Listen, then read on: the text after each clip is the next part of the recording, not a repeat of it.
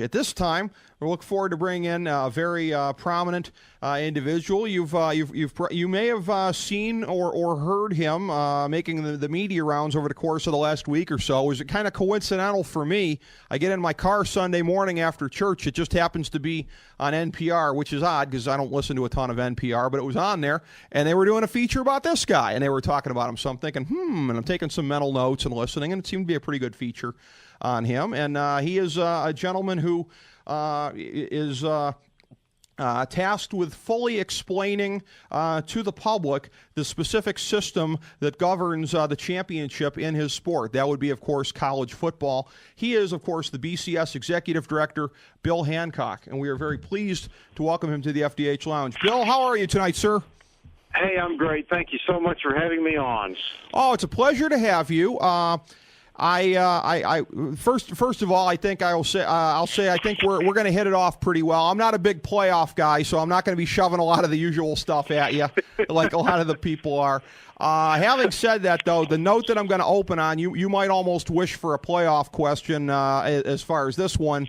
I want to start, obviously, with the events in Arizona over the weekend, and, quite a horrific coincidence that you guys end up having the game there on Monday night. I thought you guys did a very good job with the moment of silence, the tribute last night, but talk about what was happening over the weekend there. I know that there's a lot of Fiesta Bowl officials that have connections to the Congresswoman, and it was obviously such a big shock to the community. What were some of the things going through you guys' mind leading up to Monday night as far as what would be the right way to handle the situation?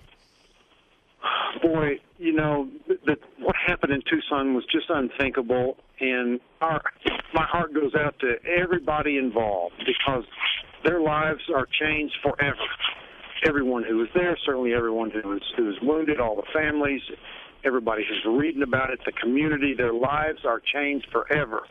And the first thing we need to recognize is that, and that really this is another reminder that sports, while they're fun, life throws many different things at us that makes us realize that sports are not the end-all, be-all, that there's certainly many more important things.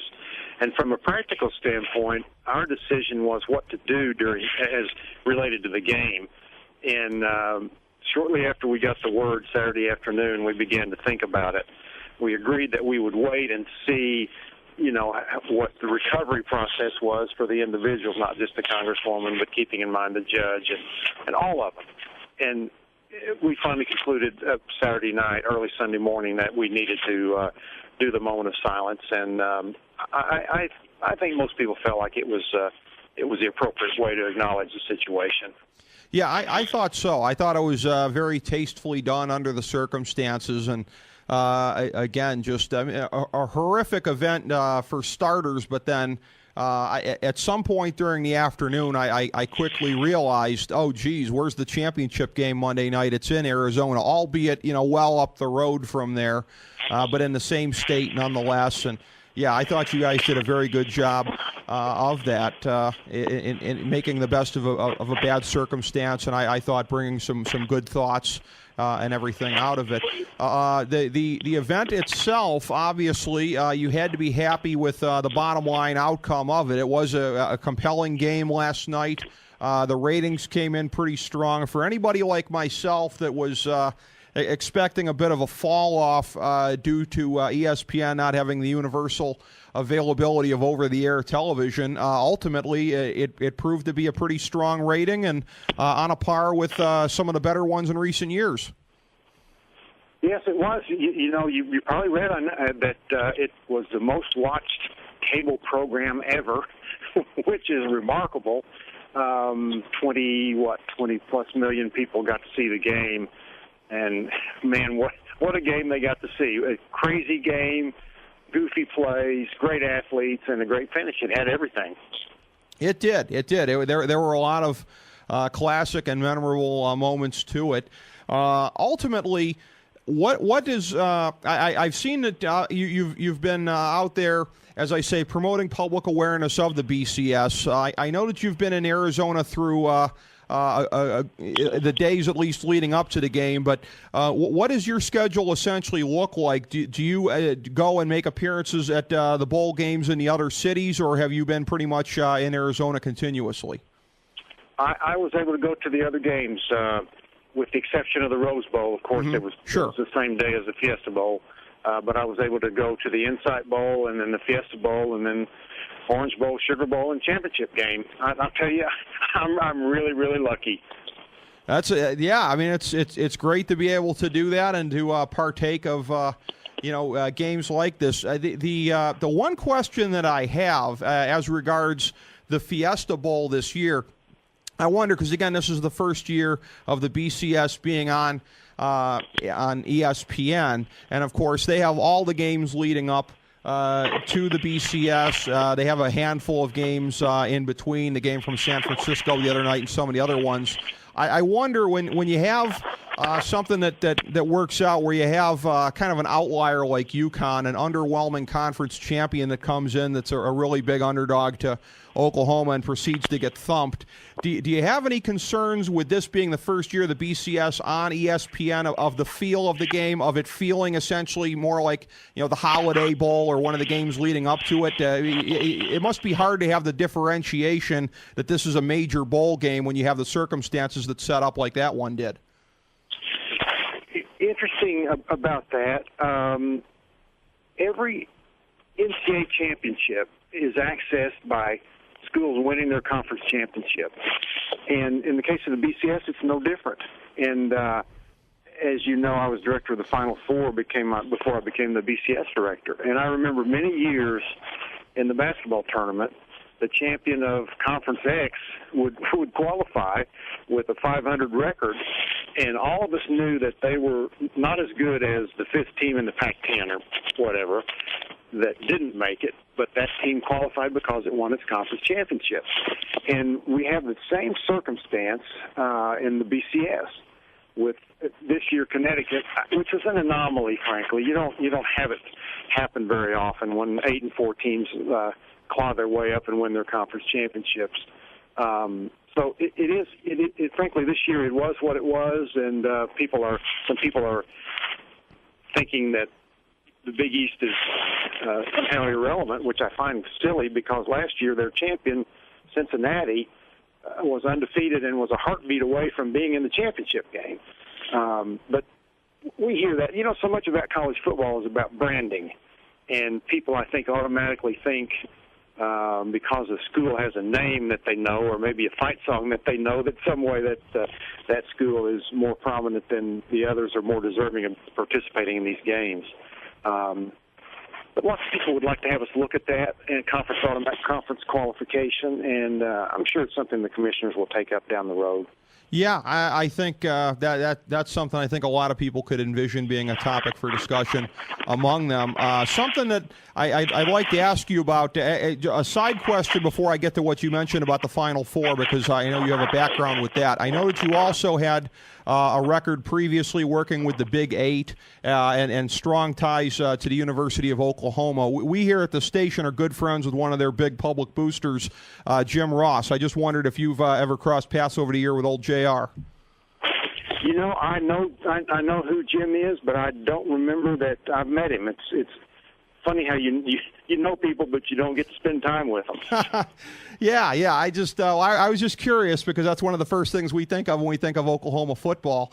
But that is, as far as it goes with the Final Four, something that I'd like to ask you about regarding that, because obviously in your defense of the BCS system, there's a lot of compare and contrast to the hypothetical world of a football playoff and what kind of disruptions would come about vis-a-vis academics and everything like that. As somebody who dealt with it on the other side with the Final Four, what do your experiences with that tell you about the NCAA basketball tournament? Obviously, they have a regular season that doesn't hold a candle to what the college football regular season is. You could have teams number 1 and 2 playing, on a Wednesday night in January. Nobody would even care because it wouldn't have any bearing on the final outcome. But as far as the tournament itself, what does that teach you in regarding a football tournament as a cautionary tale? I love the basketball tournament. I work with it for 16 years, and so it's a part of my life. It's now in my DNA. But I know beyond the shadow of a doubt that what works for basketball doesn't necessarily work for football. And you really hit on one of the two biggest reasons why there's no football tournament, as it were. One is that preserving the regular season. Gosh, we have the most compelling regular season of any sport. No one's really close, I guess, when people think the NFL may be, and that may be the case. You sort of have to set the NFL aside in this conversation. But every week's a playoff. And also the bowl system is unique. And what it does is at the end of the season, the student athletes get a reward. They go to a different culture, spend 4, 5, or 6 days. They're the talk of the town. It's a celebration, and it's really unique in sports. And I just think no other sport has it, and no other one ever will. And we in college football need to treasure that, and we need to remember that part of what we're charged with doing is creating experiences for the athletes. And if there were a playoff, the bowl system that we know would go away. Some bowls might remain, but I'll set that aside for a second. But all those opportunities for the athletes would be gone. And I think if that ever happened, we would look back and say, my goodness, what did we do? I'll give you an example. I had a person tell me that his grandfather played for SMU in the Rose Bowl in 1936. And the guy was so excited about it. And I just thought, can you imagine somebody in the year 2060 saying, hey, this is really cool. My grandfather played for Troy in their first-round playoff game in Madison, Wisconsin in 2020. It just wouldn't have the same ring. And I think, to me, that's what it's about, preserving the bowl experience for the athletes. And I get it that people would love to sit on their couch and open a bag of chips and watch a 4-week playoff, but who are we doing this for? There's a balance, and I think what we have is the right thing. Well, Bill, based on the background that you've had in both college hoops and college football, you are definitely uniquely positioned, I'm sure, to appreciate the following, and that being this is something that our FDH Chief College Football Analyst Nate Noy brought to my attention. This is true. Based on the politics of everything, there's no way you could have a playoff without 11 automatic qualifiers in there. You mentioned about Troy hypothetically going to Madison, Wisconsin. The Sun Belt champion would be a part of this. There's no such thing as, we'll just take the highest 8 seeded teams in the country. The politics would dictate that the conference champions would have to be involved, and then that leads to some very unappetizing 1-16, 2-15, 3-14, etc. matchups in there. That would inevitably have to be part of the system, Bill. I agree. The politics would not allow an 18 playoff to happen, or 12. It would have to be at least 16. And then not only are you creating some matchups that may not be appealing, but you're adding additional games, and you really have a chance to infringe on the regular season. And again, their goal, the bowl opportunities for the athletes, gone. Right. Because those playoff trips would be one-day business trips. They would fly to the game site on Friday, play the game Saturday, and fly back home and get ready for next week. And the teams that lost that would be it. They would not have a bowl experience. And gosh, I just hope that folks will keep that in mind when they think about this. Yeah, I think that that is a very salient point. The regular season matters, and the bowl games. I too appreciate the tradition of that. I don't want to see the bowls go away. The one thing I will say, and you deal with media types all the time here, so I'll let you guess on this. I'm sure that you're going to get it right away. If I was to tell you I had one little wrinkle I'd like to see, what do you think it is? Oh, you'd probably like to see one more game after the bowls are played. +1, Bill. That's what I'm talking about. And I tell you what, now TCU, again, here's the thing. I thought you struck gold going into last night. Okay, I'm thinking 1 versus 2. This is undisputed. Yeah, TCU ran the table, beat Wisconsin, but I expect, these two teams tonight to really look like what they did during the regular season, and it'll be decisive. You'd kind of have a little harder time than I would have thought going into last night, putting Auburn way the heck ahead of TCU, the way that things shook out. Auburn and Oregon didn't necessarily look representative of the way they played during the regular season. Maybe that was the layoff or anything else like that. But to somebody like me that would say, gee, it would be a great thing. Maybe you have, your semifinal bowls on New Year's Day. You already have the infrastructure in place with the extra game, and it's more or less a week later, so you already have that. That would have been the stumbling block previously. You're not extending the season by doing that. I understand that's not something you're presently an advocate of, but just give me any of your thoughts on the subject, as you've been outlining them over time. Yeah, I'm not an advocate of it. On the other hand, I'm absolutely willing to listen to what people think about it. Here's the issue. What if Oregon, Auburn, and TCU are still undefeated after the bowl games? Then who picks? Who decides which two move on? And have you really gained anything from what we have right now? I'm not sure about that. The team number 3 is really going to be unhappy that they didn't get picked. And the other thing about it is a logistical thing, and I think it's really important, and it's that, say you're able to play all the bowl games on January 1, which is problematic, but say you were able to do it, and the championship game a week later, you're not giving much time for folks fans to buy their airline tickets, make hotel arrangements, and at some point would fans say, you know what, I don't think I'll go to the bowl game. I think I'll wait to see if we get in the championship game. Coaches don't have much time to prepare.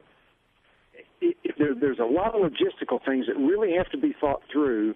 And I think the other part of it is, for me, we call it bracket creep, CREEP, bracket creep.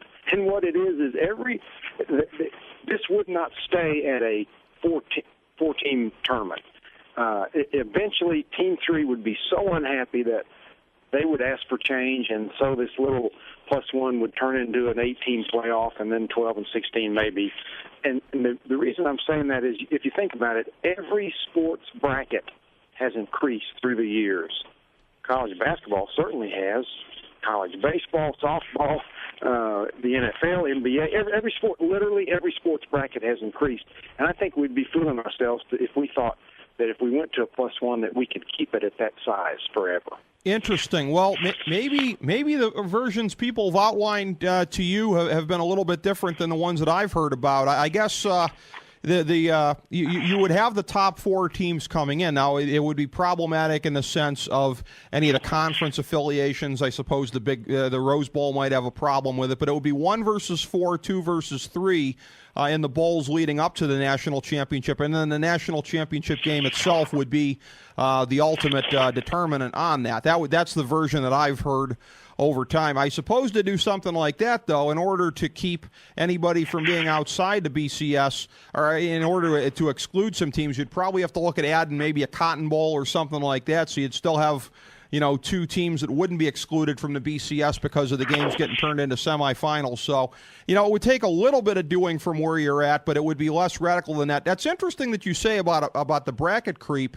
and it's interesting different perspectives here. My sense is kind of the opposite. My sense would be, that you could probably draw a line and say this far and no further. We can't do anything else without disrupting the regular season.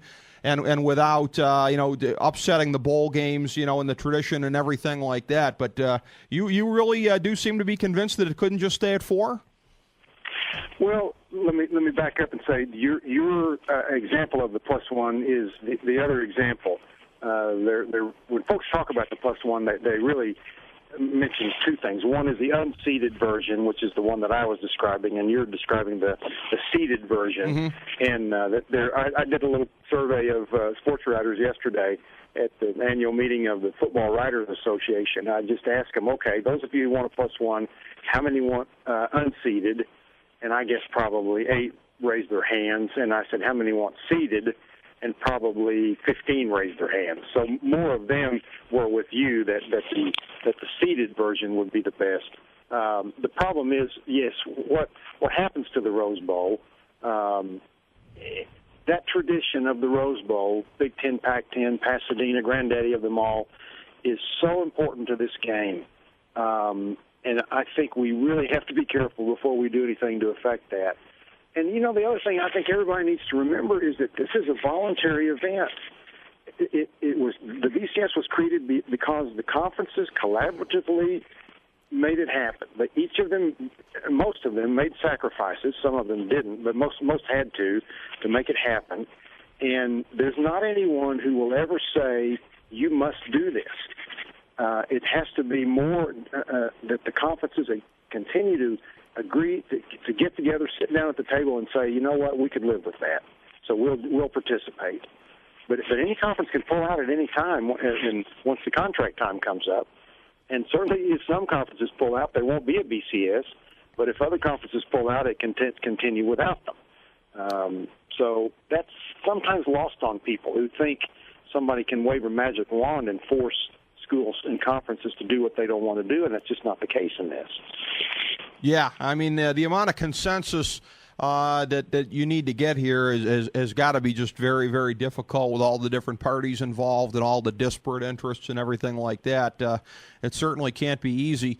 In terms of looking ahead here, everything runs through, I understand, 2014, both the TV contract and the way that the BCS is framed and everything like that. So how do you envision the next couple of years going? Here we are at the beginning of 2011.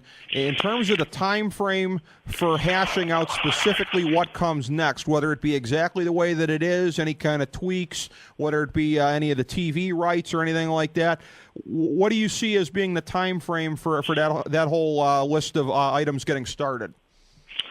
Here's what will happen. In the fourth quarter of 2011, each of the conferences, each of the commissioners will get together with their constituents back on campus, that being the university presidents and the coaches and the faculty and the athletic directors. And each commissioner will ask the question, what do you want to do beginning after 2014? What kind of format do you want? Do you want to keep what we have? Do you want to go to unseeded +1? Do you want to go to seeded +1, or 8 or 16? And then each commissioner will take that consensus that comes from campus, and it won't be unanimous for anything, but they'll come back with what the majority wants, and the commissioners will sit down in a room, and they'll go around, and each one of them will say, okay, this is what our folks can live with. This is what our folks can live with. Well, our people can't live with that, but we can live with this.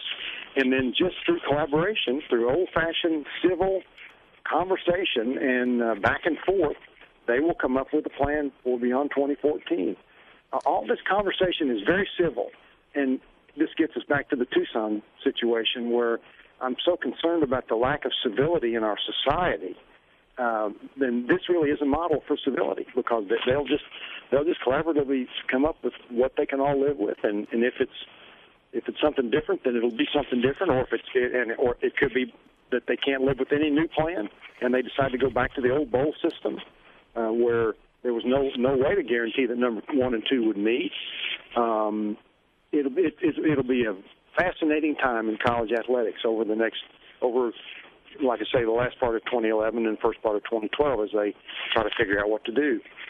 It will be very interesting. And just to join you in bringing it full circle here at the end, Bill, because, again, this is the show where nothing's off topic. We talk about a lot of things aside from sports, and we touched on briefly the shootings before you came on. It is one of those things where you're right about that. I mean, there's been a breakdown of civility, and it's very unfortunate, but it seems to me that it's a fine line because, whatever anybody's political stripe, it seems like we all want certain things changed. You never get anything changed when things are too cozy with the status quo and when you don't have that kind of anger and passion. It seems like, and it's so very elusive, and it has been throughout our history. You have to get the right balance, it seems like, between the amount of passion and anger that you can channel into productive things and not so much that people are running around shooting each other. This country functioned for a long time with dissent, but it was civil dissent. It was respectful dissent, and I don't know how we got to where we got. I'm not prepared to put the blame on anybody. I'm certainly no expert in it, but I know that we need to remember to treat others the way we would want to be treated. And I think if we have one law in the world, that's the only law we need. Yeah, well, those are excellent words to bring this to a close on, Bill. Very, very well said. I feel like we learned a lot from your perspective here tonight, Bill. I was looking forward to the discussion, the free exchange of ideas here with you, and it was a real pleasure to have you on. We would welcome you back to the Sports Talk Network anytime. Golly, this has really been fun. Let's please do it again for sure. Thank you. We'll be sure to take you up on that. I appreciate it. Thank you, sir. Bill Hancock, he is the BCS Executive Director, and again, really learned a lot from him. I understand. I mean, his opinions, and I know he is not under any illusions about this. Not real popular. All the mouth breathers of the world want to play off, but you know what? I mean, we learned something from hearing his side of it. That he's full of malarkey. That's what we learned. In other words, you're one of those mouth breathers. Playoffs. All I want is a +1, man. Like you should see the looks I get when I tell it to people. You know, don't you want to play? No, I just want a +1. What? You're un-American. You know. Yo, I get that all the time from people. All right, so that was, I pressed him on the stuff I wanted, but still, all things considered, and this shows you the run of hostility that he deals with, still easily in the top 5% friendliest interviews that guy's had, even though I pressed him on a few things. The guy is used to, that guy must wear asbestos underwear with all the stuff he has to take in interviews from people and defending his system and everything. And you know what? He came on here without knowing that I was predisposed to, believe a lot of his kind of stuff. He just took it sight unseen. So we appreciate him for having done that. We'll take him up on that and certainly bring him back on the Sports Talk Network.